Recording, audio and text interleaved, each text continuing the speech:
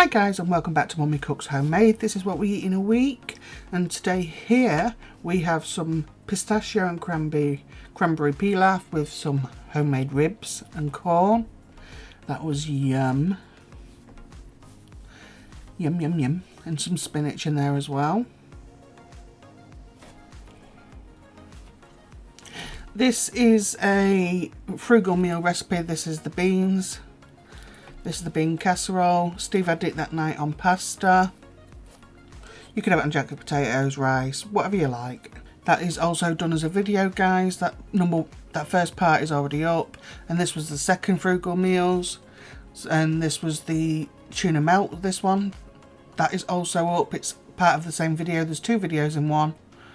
Just look for Hearty and Frugal Meals Part 1. That was gorgeous. Anything's gorgeous with melted cheese on.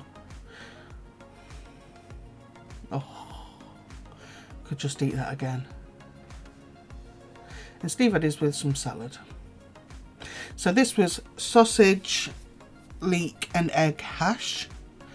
This is the first time I'd had a sausage hash, and this was really, really nice. So I highly recommend this.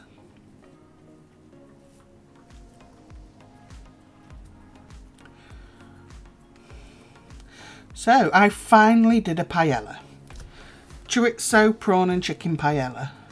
And I did it because when I did my live stream, someone mentioned about a paella and I'd never done one. So yeah, I finally got one done and I recorded it.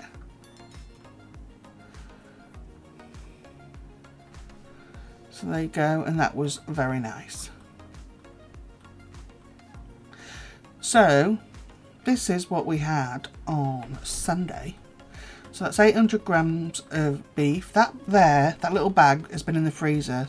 So what that is, that's the juice. I reconstituted some shiitake mushrooms, and this was the extra juice I had, so I froze it for things like this, for casseroles.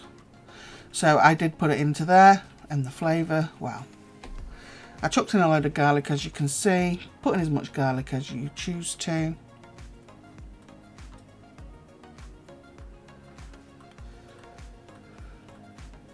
Here I'm just chucking in a load of mushrooms after I've wiped them down. Please don't wash mushrooms.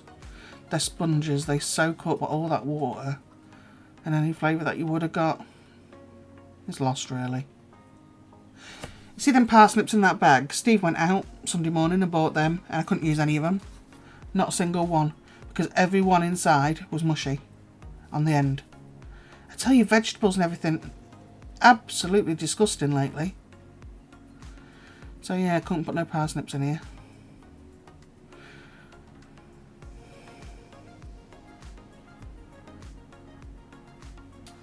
I just chucked in what I had. I also wanted some stuff used up out of the freezer, so I did use some of that as well.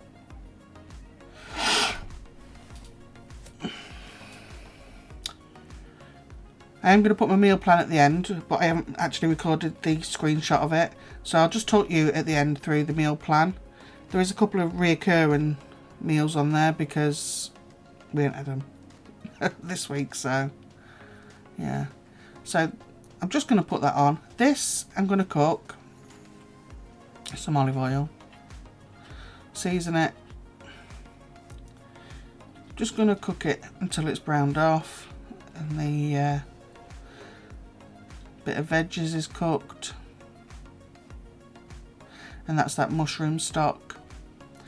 So when you save any liquor from reconstituted mushrooms, make sure you put it through, I put mine through kitchen paper to make sure all the little bits of grit in that were removed. So I've cooked it down, took about 5 minutes. I've added some Worcestershire sauce, basil in your face, chucked a load of basil in. I just squirted what I felt I wanted in there because I was going to fill this tub. So some tomato puree. Do it to how many you feed, basically. And this was beef cobbler.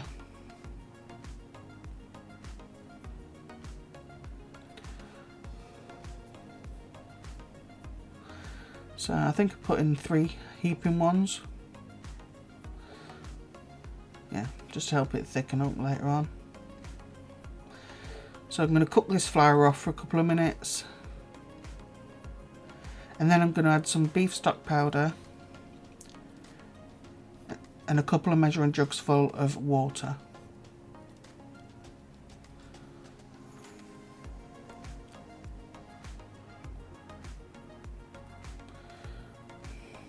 So the water's there next to me. That'll go in next. And there's a couple of full jugs. I don't know how much is in a jug actually.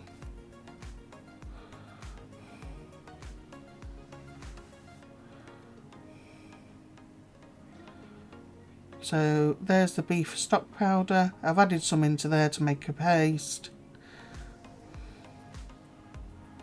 I seem to prefer these now over these stock cubes. I seem to use a lot of chicken powder.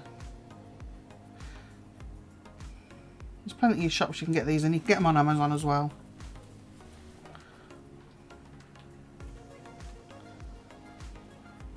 And I find them less salty as well. So I've got leek in there and carrot. Like I say, there was meant to be parsnip, but they're in the bin.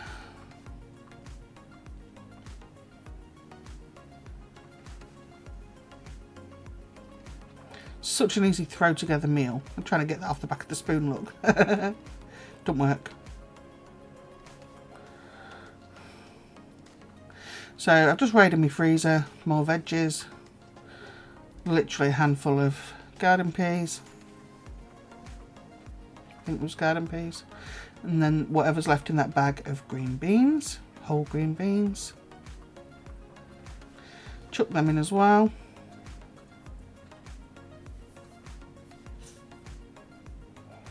I'm also going to cook some part bake so we can have some buttered bread to dip in the gravy. That's the best bit, I think. Well, that and the cobblers. So I tried a different cake this week. So I'm measuring out 100 grams of pecans here. You need 300 grams altogether, but I want 100 there, and then I want to grind them finely and just put them to the side. I'm on the wrong side of the kitchen. Everything is boiling hot in there.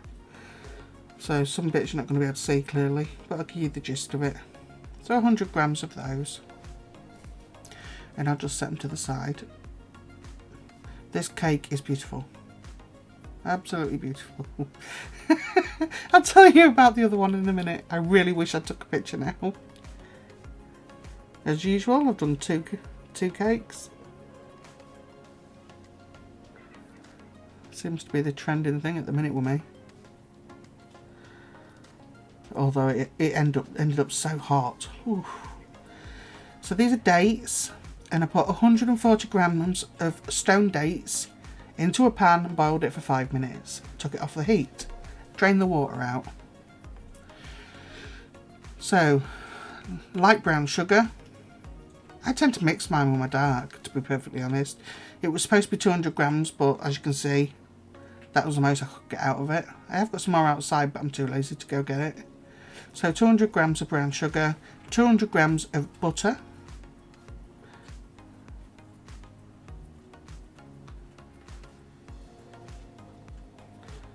Just over. And you're going to cream these. I use the stand mixer. You can't really see properly, there you can see. You cream it, and you've got mixed spice, you want a teaspoon. I put that in and cream that as well. Now I'm going to add in the chopped nuts. 4 eggs. I seem to have a thing for putting eggshell in me. I can't crack them properly, I'm useless. So now I seem to do it in a separate bowl to make sure I don't get eggshells in it. You're going to put these into that bowl as well.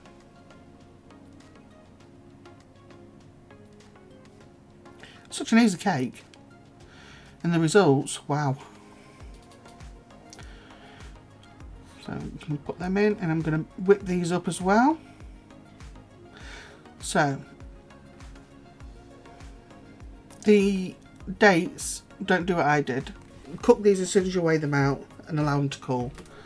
It didn't make any difference to my cake, but you're supposed to really let them cool before you pour them in. I left a touch of water to make it a bit easier for me to mix these in. Mix these to a paste. You want these to be a paste, like that. and then they'll go into the mix, and then you whisk that up, give it a good beat up. Then you want 140 grams of sifted self-raising flour, and you're just going to fold this through your wet mix, not use the mixer.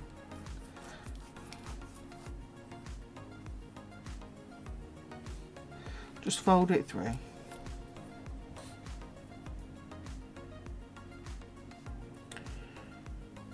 And you're going to heat your oven to 180C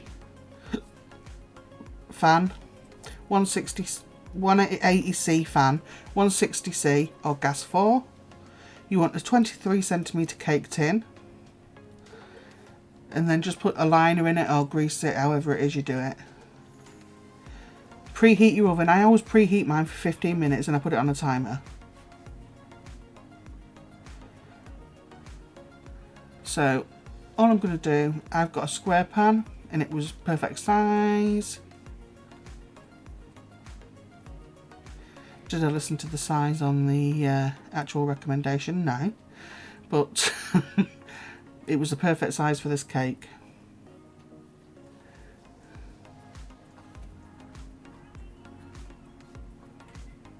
See that on them nuts, that little tub of maple syrup? That was £4.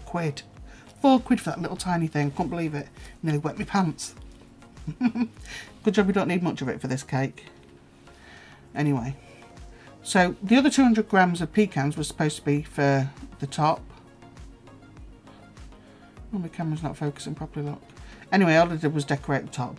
I didn't weigh them out. I just decorated the top how I wanted to decorate it. The thing is, don't push them in. Just leave them.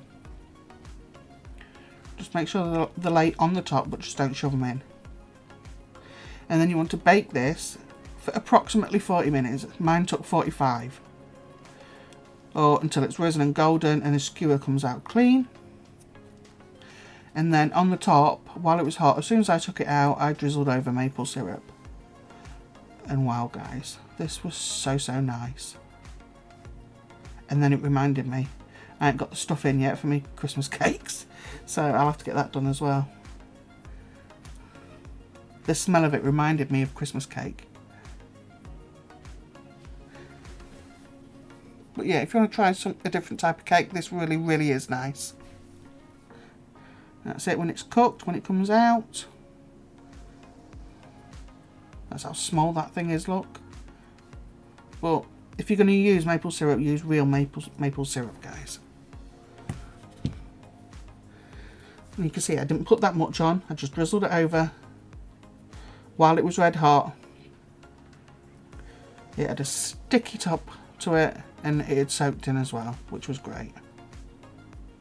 And that's all I used because I was too tight. And I allowed it to cool. That was it.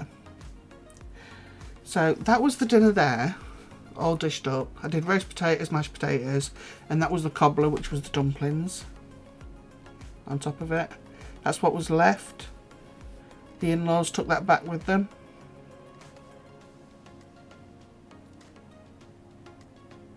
Loads of meat still in it. So this is this is a citrus cheesecake, but the thing is, when I put it in the fridge, it wasn't meant to have the white chocolate and that on top of it. So I did my citrus cheesecake, put it in the fridge. When I got up in the morning, there was a can of 7-Up set into my cheesecake. It fell into it, so I had to take that out, level it off, and then put a topping on it. So that's why it's got a topping on it.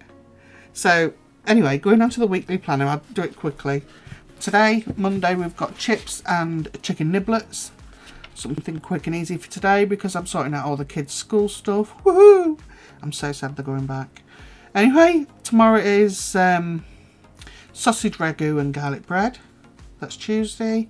Wednesday, we've still not had onigiri, tuna onigiri, so we're going to have that on Wednesday with miso soup and udon noodles.